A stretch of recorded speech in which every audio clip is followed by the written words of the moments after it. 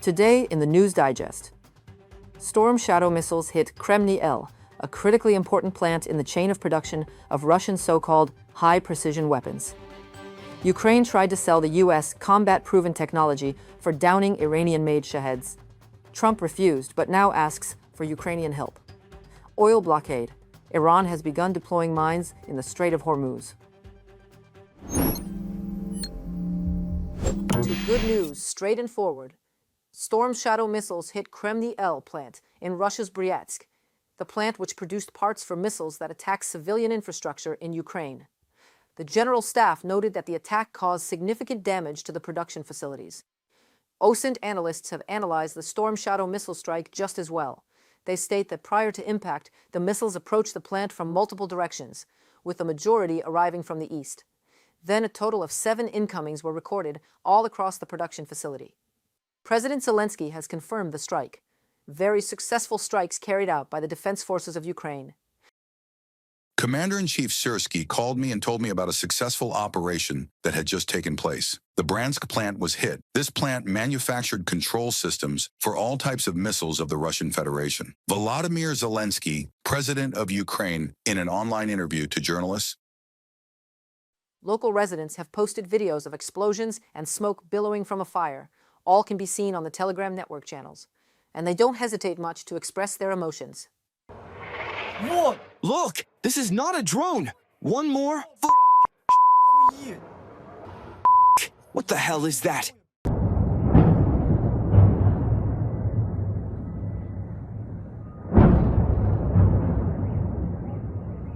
The Kremny L is a critically important link in the chain of production of Russian so-called high-precision weapons. The plant specializes in discrete semiconductor devices and integrated microchip production, which serve as the brains and nervous system of modern Russian weapons of terror, including Iskander missiles. Also, the enemy has started testing another dangerous missile type called Izdeliye 30, item N30 in English. The onboard electronics for this missile are produced at this very plant. Kremny L. Last week, Russia attacked civilian buildings in Kharkiv with this missile, item N30. So it is fair to say that armed forces of Ukraine have now achieved parity point with the Russian forces in terms of long-range UAV capabilities. Next, it is time to achieve parity in long-range missile capabilities. While Russian missile production is still in shock, as confirms the director of Kremny L himself. We're Russia's second largest electronics manufacturer. It's important to understand that if we were to disappear, a whole number of military products would stop existing. The British Storm Shadow missile features a tandem warhead weighing approximately 450 kilograms, known as the Brooch, Bomb Royal Ordnance Augmented Charge. It is specifically engineered to neutralize heavily fortified targets, such as concrete structures, bunkers, and industrial facilities. Upon approaching the target, the initial precursor-shaped charge is triggered first, piercing a hole through the wall or the building's reinforced slab. Subsequently, the main warhead enters through the resulting breach and detonates inside the facility with a calculated time delay. As a result, the primary destruction occurs internally rather than on the exterior, significantly increasing the scale of destruction against hardened and fortified targets. You probably do not remember that, but nearly 7 months ago, Ukrainian officials tried to sell the U.S. Ukrainian combat-proven technology for downing Iranian-made assault UAVs known as Shaheds. 7 months ago, Ukrainians even made a PowerPoint presentation said to be obtained exclusively by Axios Media, showing exactly how it would protect American lives and lives of their allies in a Middle East war. Sounds like not just any card, but a Trump card, neglected by Trump back in the day. I think yes. But I think that we had, it's like a good player. So you can have good cards, but it's not important to show to everybody that you have these cards. I think that 1 year ago I also had it, but we didn't show it. But now everybody understands that we have. If there's a tactical error or a mistake we made leading up to this war in Iran, this was it. Rejecting Ukrainian help when offered, a U.S. official acknowledged in terms of anonymity. Ukraine is the world's most experienced country in combating Shaheds, which Russia has bought, reproduced, and labeled as Garin drones by the thousands for its invasion of Ukraine. In turn, Ukraine has developed a low-cost interceptor drone, amongst other sensors and air defenses, to shoot down Shahed-type drones. On August 18, 2025, at a closed-door White House meeting, Ukrainian President Volodymyr Zelenskyy offered the interceptor drones to President Trump as a way to strengthen ties and, according to official sources present at the meeting, to show his thanks for U.S. support in the face of Russian aggression. The Ukrainians made a presentation to U.S. officials that displayed a map of the Middle East and delivered what today can be called a prophetic warning, no less. Iran is improving its Shahed one-way attack drone design. The presentation included the idea of creating drone combat hubs in Turkey, Jordan, and the Persian Gulf states where U.S. bases are located to address the threat from Iran and its proxies, and to defend American lives. That U.S. official who saw the presentation confirmed that Zelenskyy is seen by some in the Trump administration as too much of a self-promoter of a client state that doesn't command enough respect. We figured it was Zelenskyy being Zelenskyy. Somebody decided not to buy it, the official said. Then, tables turned. The United States made the request for help on Thursday, and the Ukrainian team left the next day, Mr. Zelenskyy said. No one knows more about fighting the long-range one-way attack drones now streaming out of Iran than Ukraine. One of those drones killed 6 U.S. service members at a command center in Kuwait last week, while Iran's initial volley of ballistic missiles has now slowed as the United States and Israel pummel the Iranian military. The volume of drones has not. The New York Times.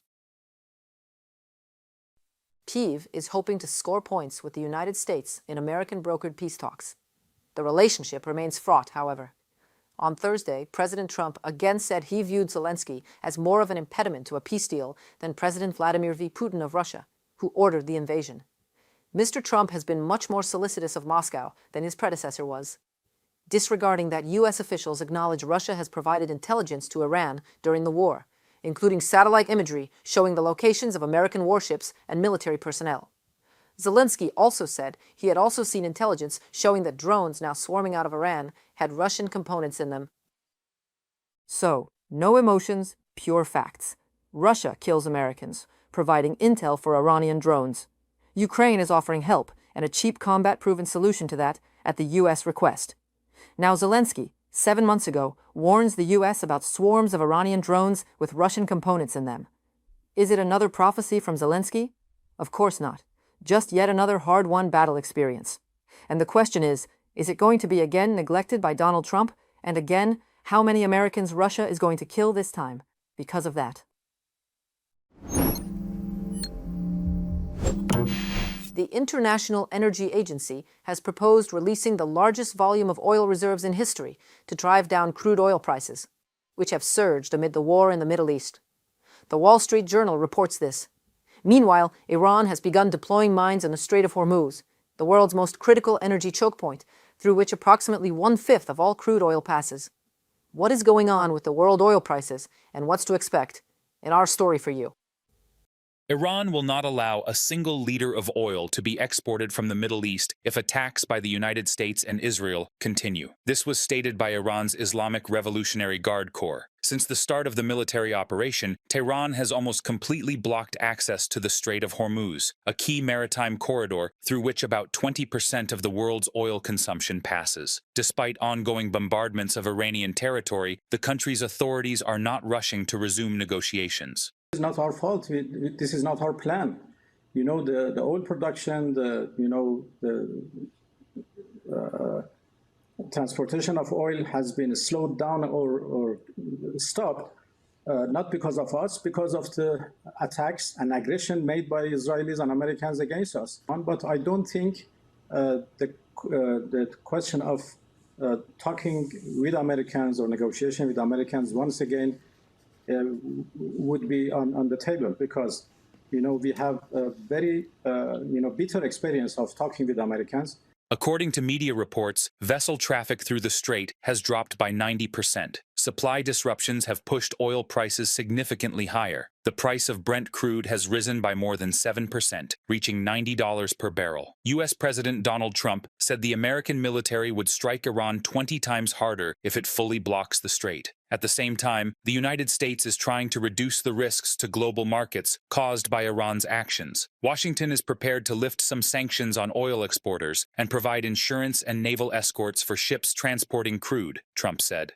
And I will not allow a terrorist regime to hold the world hostage and attempt to stop the globe's oil supply. And if Iran does anything to do that, they'll get hit at a much, much harder level. I will take out those targets that were easy and that I mentioned just before. We'll take them out so quickly, they'll never be able to recover, ever. Disruption, the United States is offering political risk insurance to any tankers operating in the Gulf, so we're putting up risk insurance. We'll perhaps go alongside of them for protection. We don't think it'll be necessary if it is. And if they do anything, the price will be incalculable. France will expand its participation in the European Union's naval mission known as ASPIDES. 2 additional frigates will be deployed to the Red Sea to protect shipping from attacks. According to President Emmanuel Macron, France's naval presence will include 8 frigates, 2 amphibious helicopter carriers, and the aircraft carrier Charles de Gaulle. In addition, France is launching its own escort mission for vessels passing through the Strait of Hormuz. We are also currently preparing a strictly defensive and supportive mission together with both European and non-European partners. Its goal is to escort container ships and oil tankers in order to gradually restore operations in the Strait of Hormuz. This is essential for international trade, as well as for the flow of gas and oil that must once again be able to leave the region. According to Israeli Prime Minister Benjamin Netanyahu, it is still too early to talk about the imminent end of the military operation against Iran. The ultimate goal, he says, is to help the Iranian people free themselves from the yoke of tyranny. At the same time, the US and Israel are achieving their objectives faster than originally planned, said Israel's ambassador to France. At the beginning of this war, we were asked how long it would last, and we said several weeks. That has not changed. How many weeks exactly? I cannot tell you. It depends on how operations unfold. But I can say that we are ahead of the schedule we initially planned. When we speak about the regime, we mean weakening its capabilities in order to create conditions that will allow the population, those who want it, to take their future into their own hands and rid themselves of this terrible regime.